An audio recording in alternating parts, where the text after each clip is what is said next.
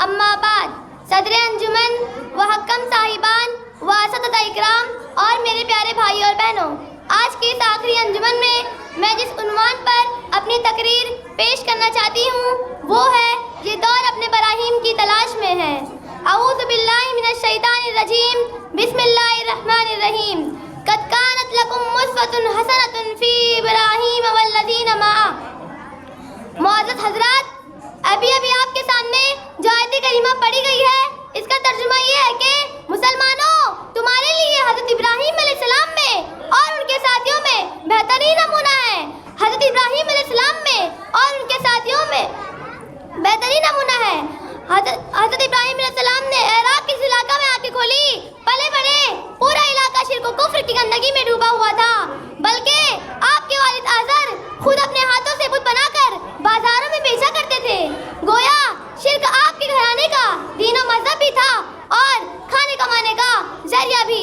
ایسے حالات میں انیبود اللہ واجتنیبوا الطاغوت کہہ کر توحید کی دعوت دینا اور شرک و بت پرستی سے روکنا پورے معاشرے کو اپنا دشمن بنانے کے ساتھ ہی اپنے اللہ کھانے کی روزی روٹی اور کھانے کمانے کا راستہ بند کر دینا تھا۔ ایسے سنگین اور پرخطر حالات میں حضرت ابراہیم علیہ السلام جیسے جلیل القدر نبی کے ہی دل گردے کی بات ہے کہ انہوں نے کلہاڑی اٹھائی اور بت خانہ کے تمام بتوں کے سر دھڑ ہاتھ کو الگ الگ کر کے بڑے بت کے کندھے پہ کلہاڑی رکھ دی۔ میلے سے واپسی کے بعد جب مشرکین نے اپنے بتوں کی درگت دیکھی تو یقین ہو گیا کہ ابراہیم ہی کا کام ہے۔ پھر کیا تھا؟ مجمع عام میں آپ کو حاضر کیا گیا۔ سوال و جواب میں جب مشرکین نے منہ کی کھائی اور کھانا ہی تھا، کیونکہ حق کے سامنے باطل نہ کبھی ٹکا ہے اور نہ ٹک سکتا ہے۔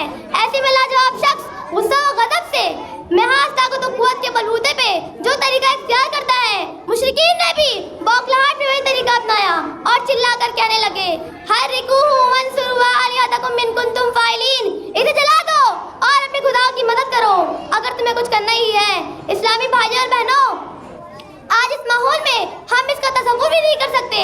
بہرحال آگ جلائی گئی اور جب آگ کے شعلے آسمان سے باتیں کرنے لگے تو آگ کو آگ میں پھینکا گیا، مگر خلیل اللہ حضرت ابراہیم علیہ السلام کا ایمان دیکھیے، بڑے اطمینان و سکون کے ساتھ آگ میں بڑھتے زبان تھے، حسبنا اللہ و نعم الوکیل، نعم المولا و نعم النصیر۔ بے خطر کود پڑا آتش نمود میں عشق، بے خطر کود پڑا آتش نمود میں عشق، عقل ہے ماہوی تماشا لبے باما بھی۔ چنانچہ باغ میں خداوندی آگ کے شعلے اللہ کے خلیل کے لیے گلے گلزار بن گئے اور حضرت ابراہیم علیہ السلام بفضل الہی آگ سے بسلامت نکلے۔ جس وقت حضرت ابراہیم علیہ السلام نے آنکھیں کھولی تھی اس وقت بتوں کی پوجا کی جا رہی تھی اور اس وقت سب سے پہلے نفس کی پوجا کی جا رہی ہے، اور اس نفس کی پوجا میں کیا اپنا اور کیا غیر سب برابر کے شریک ہے۔ ارشاد باری تعالیٰ ہے، ارائیت الذی من اتخذ الہہ ہواہ، کیا دیکھا تو نے اس کو جس نے اپنا معبود اپنے خواہش نفس کو بنا لیا۔ علامہ اقبال نے کہا، بنایا بت پندار کو اپنا خدا تو نے۔ معزز ساتھیوں، یہود جسے قرآن نے مسلمانوں کا سب سے بڑا دشمن قرار دیا اور ان پر مغضوب علیہم کی مہر لگا دی ہے، اپنی یاری و مکاری و دغابازی و فریب کاری کی بنیاد پر پوری دنیا کی باغ دوڑ اپنے ہاتھ میں لیے ہوئے ہیں۔ فلسطین کی سرزمین کو زبردستی قبضہ کر کے عربوں کے سینے پر ڈال رہے ہیں، ہر فلسطینی کی زندگی تنگ کر رکھا ہے۔ ان یہودیوں کے متعلق قرآن کہتا ہے، یا ایھا الذین آمنوا لا تتخذوا اليہود والنصارى اولیاء بعضهم اولیاء بعض ومن یتولھم منکم فانہ منھم ان اللہ لا یہدی القوم الظالمین۔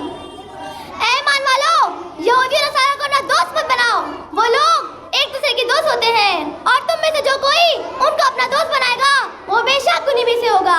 بے شک اللہ تعالیٰ ظالموں کو ہدایت نہیں دیتا۔ قرآن کریم کے اس وجہ سے یہ سمجھنا مشکل نہیں ہے کہ لوگ آپس میں ایک دوسرے کے دوست ہوتے ہیں مگر مسلمانوں کے دوست نہیں ہو سکتے۔ اگر وہ کسی کے ساتھ ہمدردی و دوسرے برتاؤ کرے تو اس کے پیچھے کوئی مفاد پوشیدہ ہے جس کو حاصل کرنے کے لیے خلاف باطل کا اظہار کر کے کان نکالنا اور الو سیدھا کرنا چاہتے ہیں، ورنہ دشمنی تو اس کی فطرت ثانیہ ہے۔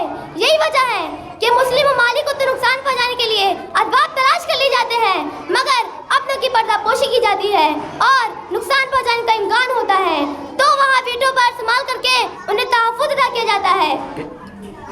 ایسے نازک اور پرخطر حالات میں ضرورت ہے ایک ایسے مسلح شخص کی جو قوم و ملت کا ہمدرد ہونے کے ساتھ ایک سچا موحد ہو جو اپنی ایمانی طاقت و قوت سے موحدین کی ایک جماعت لے کر دنیا کے رخ کو موڑ دے اور یہ بتائے کہ ان تمام امراض اور برائیوں کا علاج اسلام اور اس کے آئین و قوانین میں ہے، ورنہ کسی نظام اور اصول میں نہ امن ہے نہ شانتی۔ کاش آج بھی ہو جو براہیم سائی ماں پیدا، آج بھی ہو جو براہیم سائی ماں پیدا، آگ کر سکتی اندازی گلسیدہ پیدا۔ یہ دور اپنے براہیم کی تلاش میں ہے، سلام کرتا ہے جہاں لا الہ الا اللہ۔ اللہ تعالیٰ سے دعا ہے کہ ہم سب کو سچا مسلمان بنائے اور اسلام اور مسلمانوں کی خدمت کی توفیق بخشے، آمین۔